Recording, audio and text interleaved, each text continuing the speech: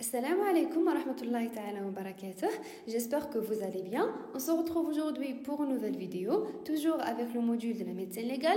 Aujourd'hui, Inch'Allah, on va voir ensemble les accidents de trafic. Alors, la vidéo, Inch'Allah, on va voir une définition, on va voir les facteurs de risque, le mécanisme lésionnel et les lésions anatomiques pour les occupants du véhicule, pour les cyclistes et les motocyclistes et pour les piétons. Et enfin, on va voir les implications médico-légales. Alors, on commence, bismillah, par la définition. Alors, qu'est-ce que nous définir les accidents de trafic? C'est tout accident impliquant un véhicule routier en mouvement sur une voie de la circulation publique, blessant ou tuant une personne. Donc voilà la définition. Il faut savoir que c'est un véritable problème de santé publique parce que quand je suis à l'épidémiologie, il faut savoir que les accidents de la circulation tuent plus de 1,2 million de personnes par an au monde. Donc vous voyez, c'est énorme, 1,2 million de décès. Thani, il blesse ou rend invalide 20 à 50 millions de personnes par an, donc c'est vraiment énorme. Et il faut savoir que c'est la première cause de mortalité entre 15 et 29 ans. Et parmi les accidents de voiture, il y a 73% sujets jeunes de sexe masculin. Donc c'est vraiment important. Et il faut savoir que la majorité touche les piétons, les cyclistes et les motocyclistes. Et on va voir juste après le mécanisme et les types de lésions. Donc voilà pour l'épidémiologie. Donc c'est un véritable problème de santé publique. Donc voilà pour la définition. C'est tout accident impliquant un véhicule routier en mouvement sur une voie de la circulation publique, blessant ou tuant une personne, et c'est un véritable problème de santé publique. Il faut savoir que le médecin intervient autant qu'acteur dans la prévention, un médecin traitant ou bien un expert pour évaluer l'handicap.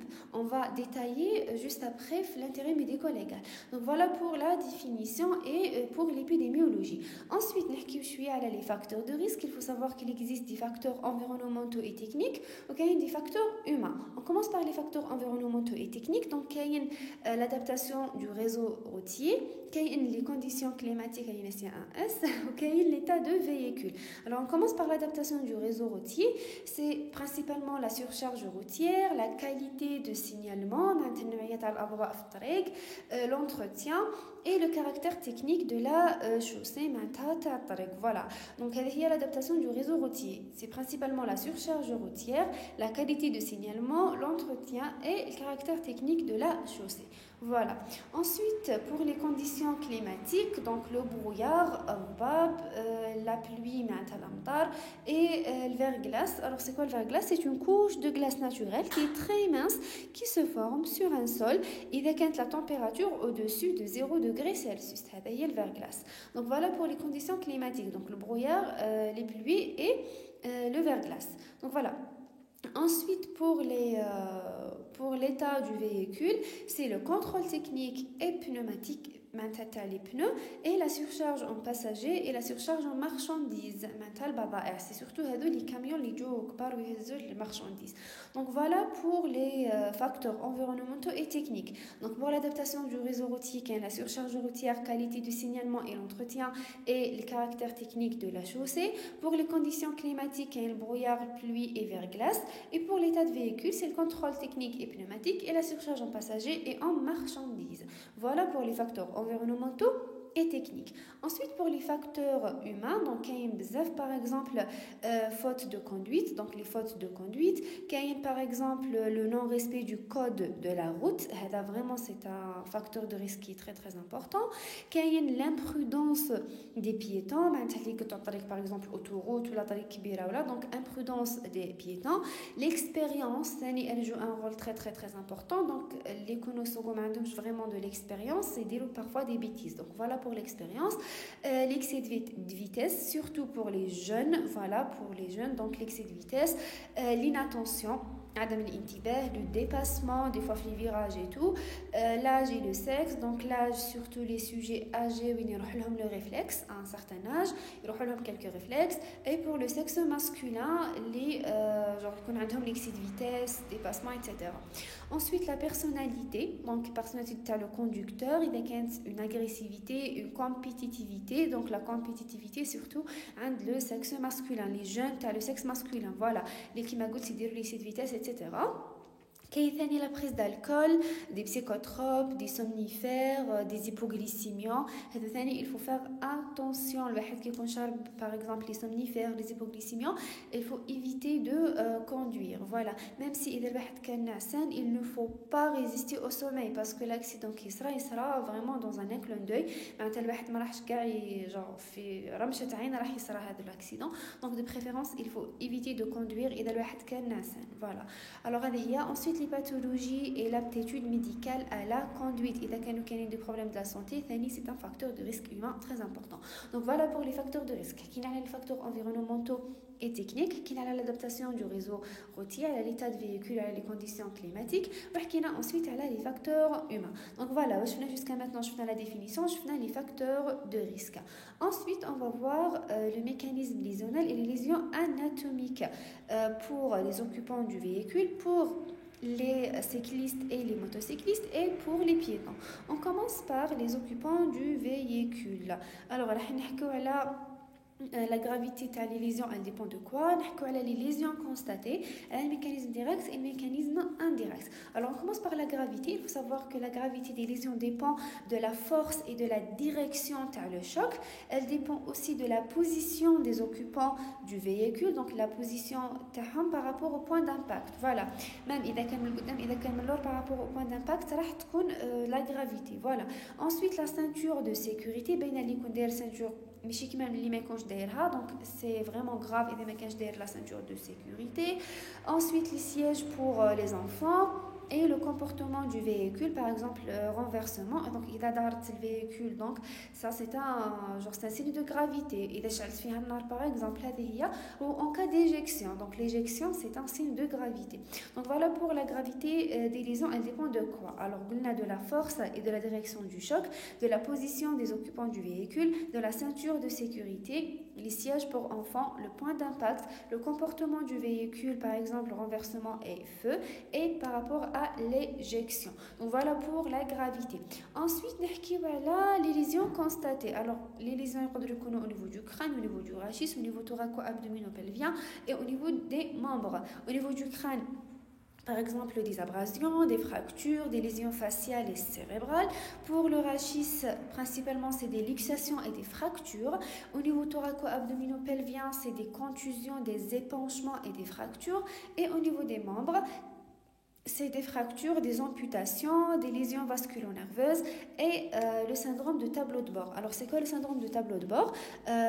Lors d'un accident de voiture, le tableau de bord, il va reculer violemment sur le genou fléchi, provoquant un recul brutal du tibia sur le fémur qui va entraîner une lésion du LCP, du ligament croisé postérieur. C'est le syndrome tableau de bord.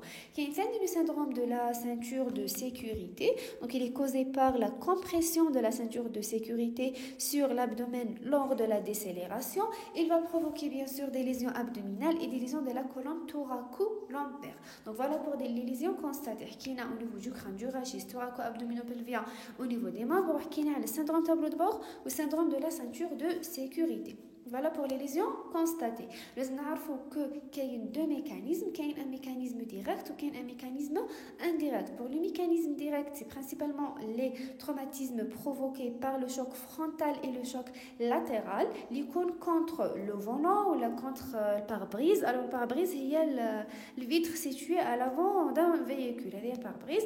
Donc, le volant, le pare-brise, le tableau de bord, l'airbag et la ceinture de sécurité. Donc, c'est le mécanisme direct. Donc, c'est généralement les traumatismes provoqués par le choc frontal et le choc latéral.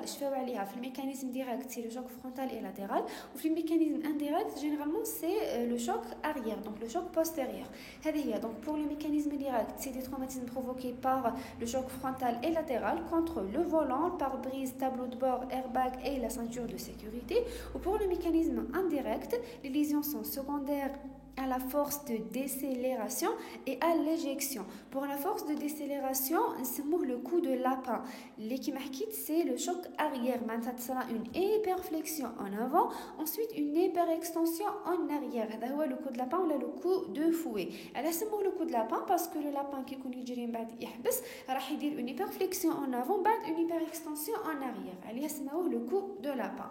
Donc généralement, suite à un choc arrière. Donc, c'est que في le mécanisme direct le choc يكون frontal ou latéral ou في le mécanisme indirect le choc يكون arrière. Donc voilà pour les occupants du voiture. Alors je fais la gravité des lésions, elle dépend de quoi? Je fais les lésions constatées ou je fais le mécanisme direct et le mécanisme indirect.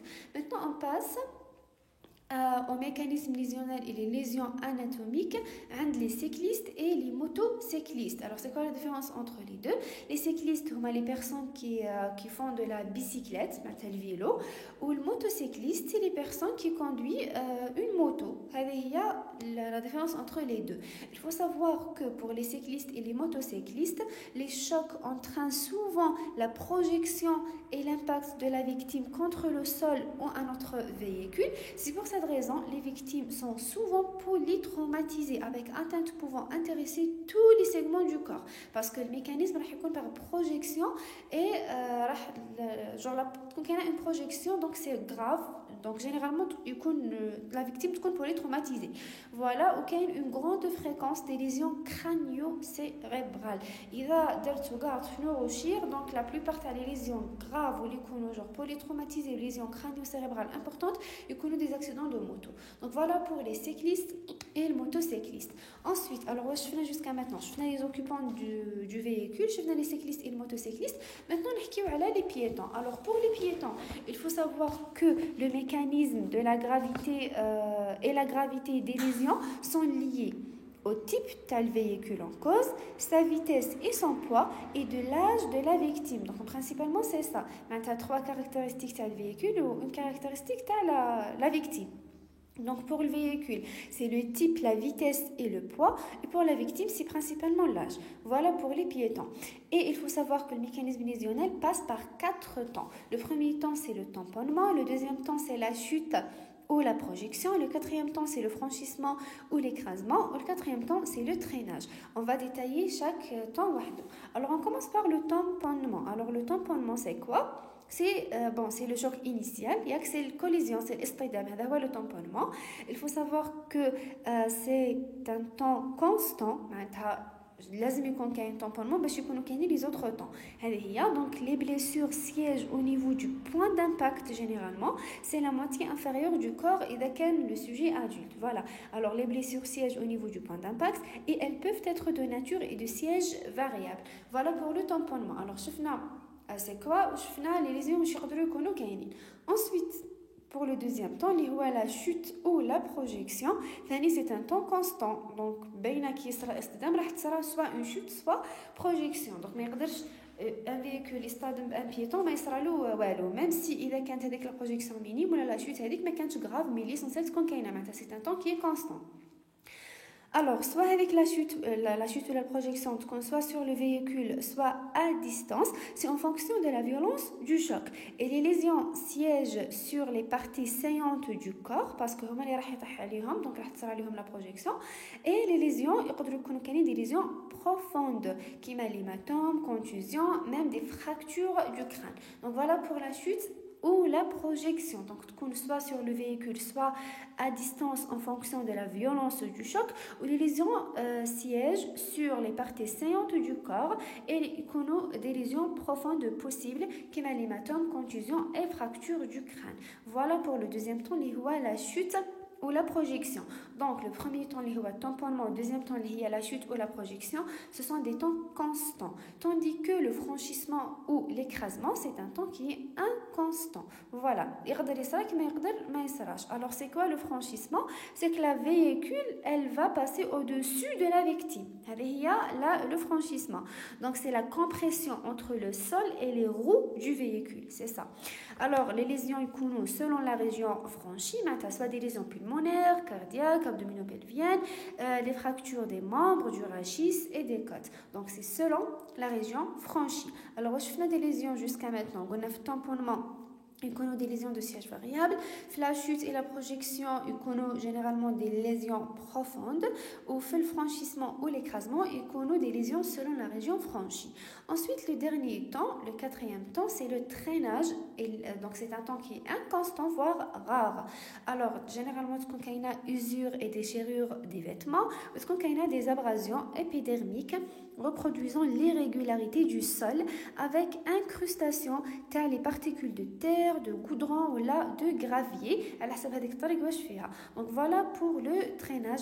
C'est un temps qui est inconstant, qui marque voire rare. Alors quand il y a généralement usure et déchirure des vêtements, des abrasions épidermiques reproduisant l'irrégularité du sol avec incrustation de particules de terre, de goudron ou bien de gravier. Donc voilà pour les temps les kainines. Donc le mécanisme lésionnel, il va passer par 4 temps. On a donc حكينا على الtamponnement, قلنا les lésions يكونوا variables, حكينا على la chute ou la projection, les lésions يكونوا généralement profondes, حكينا على le franchissement et l'écrasement, les lésions يكونوا selon la région franchie, حكينا على le traînage, les يكونوا كاينين généralement des abrasions épidermiques. Donc voilà pour le mécanisme lésionnel et les lésions anatomiques. حكينا على les occupants du véhicule, حكينا على les cyclistes et les motocyclistes, حكينا على les piétons. Maintenant, نكملوا les implications médicaux légales. معناتها فواش راح يهمنا هذا le cours d'un point de vue médico-légal. Donc أول حاجة c'est la difficulté de la prise en charge médicale des victimes qui marquent généralement des polytraumatisés, des lésions graves. Le deuxième point, c'est la part du médecin dans la préservation des droits des victimes par rédaction des documents médicaux. Les documents médicaux, c'est les certificats médicaux et l'expertise. Voilà. Le troisième point, c'est l'aptitude à la conduite et responsabilité du médecin. Le médecin, il a le certificat médical d'aptitude à la conduite. C'est un problème. Il a avec certificat, le chercheur marouche apte à conduire. Donc ça, c'est un problème. Donc c'est une responsabilité du médecin. Ensuite, la conduite en état d'ivresse ou sous effet des stupéfiants et la législation. معناتها la recherche des toxiques معناتها يقدروا يعيطوا للميدسان par réquisition باش يشوف donc l'état تاع l'alcoolémie عند une personne اللي par exemple مر un accident ولا le taux تاع l'alcoolémie est supérieur ou égal à 0,2 grammes par litre. Voilà. Ensuite, un autre point, c'est les problèmes médico-légaux posés en cas de décès et en cas et l'intérêt de l'autopsie. معناتها كي يصرا accident يصرا معاه décès هنا لازم نديروا l'autopsie pour voir la cause de décès, les circonstances de l'accident, est-ce que c'est un crime maquillé ou pas. Donc voilà, en cas de décès, لازم l'autopsie. Ensuite, les accidents de circulation et le délit de fuite. Je m'appelle le délit de fuite. Alors, délit de fuite, donc c'est un conducteur ne s'identifie pas auprès d'un autre usageur de la voie publique après un accident. C'est tout conducteur qui vient de causer ou d'occasionner un accident et il ne s'arrête pas, mais il tente d'échapper à la responsabilité pénale ou bien civile qu'il peut avoir encouru. Donc, le délit de fuite par la recherche des traces biologiques, etc.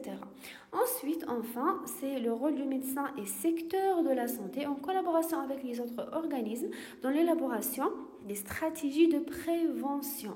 Donc, de publier les statistiques, les moyens de prévention, faire des enquêtes, rechercher de causes, etc.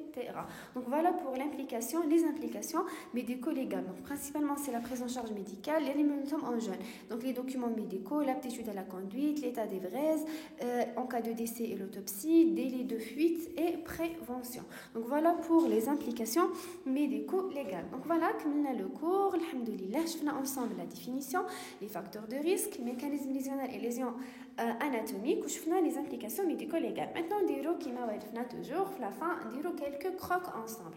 Alors, aussi, généralement, ce que soit le cours, les lésions accidentelles observées chez les piétons. Bon, pour les lésions, on a sorti quelques réponses. راح نحكي لكم اش لقيت comme réponse كما تقدروا ديروا نتوما كاع لي ليزون اللي حكينا عليهم هنايا في لي بيتون.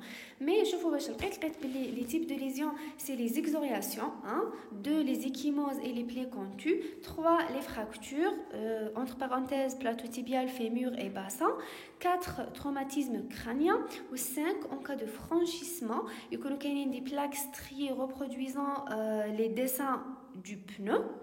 décollement sous-cutané avec hématome, généralement dans les bras, région dorso-lombaire, et des lésions internes, des fractures des côtes, contusions pulmonaires et fractures du rachis et des lésions viscérales. Donc voilà pour les types de lésions. هما اللي même اللي راهم كاينين في le cours برك راهم منظمينهم. Donc 1 exoriation, 2 ecchymose, 3 fractures, 4 traumatisme crânien, 5 راهم détaillés en cas de franchissement واش كاين. Donc voilà pour le premier croc. Le deuxième, les phases et les mécanismes de l'accident de circulation chez les piétons. Pour les phases, le premier temps c'est le tamponnement, deuxième temps c'est la chute ou la projection, troisième temps c'est le franchissement ou l'écrasement, le quatrième temps c'est le traînage. Pour les mécanismes, alors واش راهم كاتبين في la réponse تاع هذا le croc. Donc chez l'enfant, chez l'adulte راهم دايرين كل وحده وحده. Alors chez l'enfant, c'est la force du pare-choc s'implique sur le bassin puis l'enfant est projeté. Voilà, donc عند l'enfant c'est le bassin ou عند l'adulte c'est le membre inférieur. Donc chez l'adulte, la force est appliquée au niveau de la jambe. Ensuite, la tête et le tronc sont projetés contre le véhicule. Ensuite, la victime rebondit et sa tête touche le sol. Donc, il y a pour les mécanismes et les lésions. Donc, voilà principalement, j'ai surtout là les piétons.